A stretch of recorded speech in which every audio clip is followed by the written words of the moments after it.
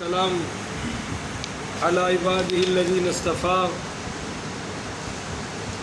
اما بعد فاعوذ باللہ من الشیطان الرجیم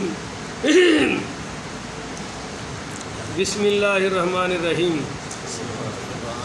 محتشم سامعین حضرات،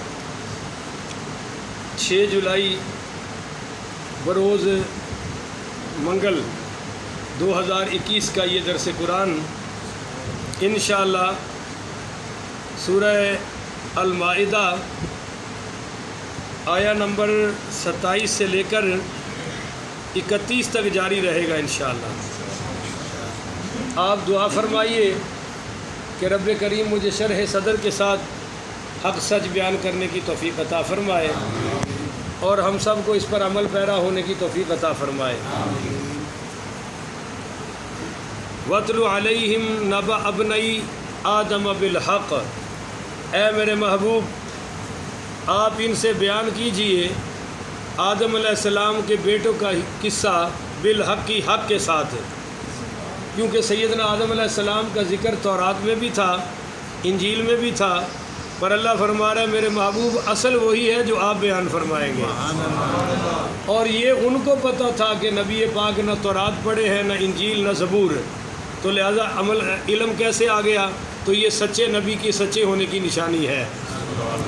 اذ قرب قربانا فتقبل من احدهما، واقعہ یہ ہوا کہ حضرت آدم علیہ السلام کے ہاں جڑوے بچہ پیدا ہوتے تھے۔ کس طرح بھائی؟ جڑوا، ایک لڑکی اور ایک لڑکا۔ اس طرح ہوا کہ ایک لڑکی پیدا ہوئی، ایک لڑکا پیدا ہوا، بعد میں پھر ایک لڑکی لڑکا پیدا ہوا، تو بعد والے لڑکے کا نکاح پہلی پیدا ہونے والی لڑکی سے ہوتا تھا، اور پہلے پیدا ہونے والے لڑکے کا نکاح بعد والی پیدا ہونے والی لڑکی سے ہوتا تھا۔ ان کی شریعت میں یہ بہن بھائیوں کا نکاح جائز تھا۔ تو قدرت خدا کی ایک لڑکا پیدا ہوا، اس کا نام تھا قابیل، بولیے اس کا کیا نام تھا جی؟ اور ایک لڑکا پیدا ہوا، اس کا نام حابیل تھا۔ اب یہ حابیل جو تھا یہ بڑا تھا، قابیل چھوٹا تھا، اور ایک لڑکی قابیل کے ساتھ پیدا ہوئی، ایک حابیل کے ساتھ پیدا ہوئی۔ تو سیدنا آدم علیہ السلام نے فیصلہ فرمایا اور قابیل سے کہا کہ جو لڑکی حابیل کے ساتھ پیدا ہوئی ہے میں اسے تیرا نکاح کرنا چاہتا ہوں، اور جو تیرے ساتھ پیدا ہوئی ہے میں اس کا نکاح اس سے کر دوں گا۔ مگر قابیل نے انکار کیا، اس نے کہا جو میرے ساتھ پیدا ہوئی ہے میں اس کے ساتھ نکاح کروں گا، کیونکہ وہ ذرا صورت میں کم تھی جو حابیل کے ساتھ پیدا ہوئی ہے۔ تو حضرت آدم علیہ السلام نے فرمایا کہ بھئی یہ کام جائز ہے، مگر یہ بدبخت ڈٹ گیا، اس نے کہا جی میں نے تو ایسا ہی کرنا ہے، آپ اس سے پیار زیادہ کرتے ہیں، وہ بڑا ہے، اس لیے مجھے آپ نظر انداز کر رہے ہیں، میرا حق مار رہے ہیں۔ تو سیدنا آدم علیہ السلام نے کہا کہ پھر ٹاس کر لو۔ کیا کر لو جی؟ قرعہ اندازی کر لو۔ بھئی قرعہ اندازی کیا ہے کہ تم دونوں قربانی کرو، قربانی جس کی قربانی قبول ہو گئی اس کی بات مانی جائے گی۔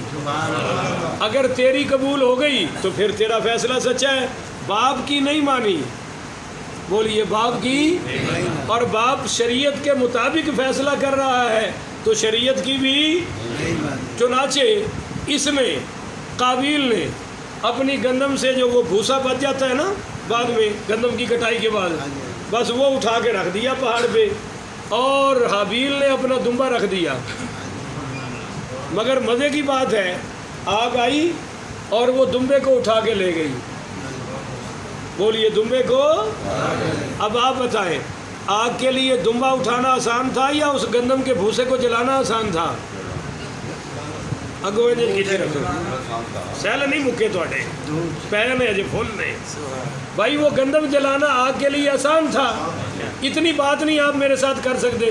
کچھ مولوی دے بارے بولنا ہوندے تو چپ رہتا ہی کوئی نہیں، ہوں مولوی دے نال بولنا ہے بولے ہی نہیں جاتا۔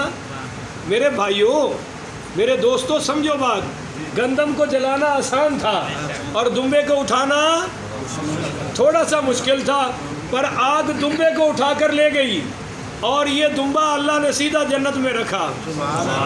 اور جب ضرورت پیش آئی حضرت اسماعیل کے قربانی کے لیے تو یہی دمبا اللہ نے جنت سے پھر نازل فرما دیا. تو خیر اب فیصلہ کیا ہوا کہ بھائی حابیل ٹھیک ہے. بولیے حابیل کیونکہ حابیل کی قربانی قبول ہو گئی اور بولیے ذرا قابیل کی قربانی قبول نہیں ہوئی. تو اب یہ فیصلہ بھی کس کے حق میں ہوا؟ حابیل کے. تو پھر بھی مگر وہ اڑ گیا. اب وہ کیسے اڑا؟ پہلے آپ ذرا یہ مسئلہ سمجھ لیں کہ ہوا کیا. اس نے کہا کہ بھائی حضرت آدم علیہ السلام نے اپنے بیٹوں سے فرمایا کہ اذ قربا قربانا فتقبل من احدهما فتقبل من احدهما کہ جس کی قربانی تم میں سے دونوں کی قبول ہو گئی بات اس کی مانی جائے گی. وَلَمْ يُتَقَبَّلْ مِنَ الْآخَرِ یہ جو دوسرا بیٹا تھا نا قابیل اس کی قربانی قبول حابیل کی ہو گئی. اب اس کو غصہ چڑھا کہ میں نے ابے کے سامنے ٹکر لی بات میری پھر بھی نہ بنی, میں نے شریعت کی نہ مانی دال میری پھر بھی نہ گلی, الٹا قربانی بھی اس کی قبول ہو گئی اور جو لڑکی میں نے پسند کی ہے وہ بھی اس کو ملے گی. تو قال یہ کہنے لگا اپنے بڑے بھائی سے لَأَقْتُلَنَّكَ میں تجھے ضرور قتل کروں گا, پکا میرا فیصلہ ہے کہ میں تجھے. قال اب آپ فیصلہ کر لیں کہ ہم نے کون سا بھائی بننا ہے. بھائی سمجھ رہے ہیں, ایک بھائی کہہ رہا ہے میں نے تجھے قتل اور دوسرا کیا کہہ رہا ہے, اور ہم فیصلہ کریں ہم نے کون سا بننا ہے. دوسرا کہتا ہے قال انما يتقبل کہ بھائی تو مجھ پہ کیوں ناراض ہوتا ہے, وہ جو تیری قربانی قبول نہیں ہوئی اس میں میرا کیا قصور ہے. سنیے ذرا, انما يتقبل اللہ یہ تیری قربانی اللہ نے قبول نہیں کی من المتقین. ہاں اللہ جب بھی قربانی قبول کرتا ہے تو صرف متقیوں کی قبول کرتا ہے. اب ایک مسئلہ اور آ گیا, اگر سبحان اللہ تھوڑی سی اور آ جائے. قربانی دینا اور ہے, قبول کروانا اور ہے. قربانی تو قابیل بھی دے رہا ہے حابیل بھی دے رہا ہے, تسی اتھے ہی رہا جی, ساڈے نال نہ رلیا جی دوویں. سنو جی اینیاں دوریاں کیوں پاندے ہو میرے بھائی, قرآن تو سانو کٹھا کرنا آیا ہے. جی یہ باری بھی دور رہنا تو پھر کٹھے ہونا کتنے ہے. معزز سامعین قربانی اس نے بھی دی اور قربانی پر کہتے ہیں کہ قبول, وہ بھائی کہتا ہے وہ انما یتقبل اللہ اللہ قبول کرتا ہے من المتقین متقیوں کی. تو آپ اللہ نے کہا لن ینال اللہ لحومها لہو کے لہو لحومها ولا دماؤها ولكن يناله التقوى منكم. اللہ کہتا ہے نہ تمہاری کھال مجھ تک آئے گی, نہ گوشت آئے گا, نہ تمہارا خون آئے گا, مجھ تک تو تمہارا تقوی پہنچے گا. لہذا عمل قبول تقوی سے ہوتا ہے. اور تقوی کا معنی جو گناہ چھوڑ دے, گناہ بھی کرے, نماز بھی پڑھے, گناہ بھی کرے, قربانی بھی کرے, گناہ بھی کرے, حج بھی کرے, گناہ بھی کرے اور جناب عمرے بھی کرے, تو یہ نظام چل سکتا, تو یہ مسئلہ حل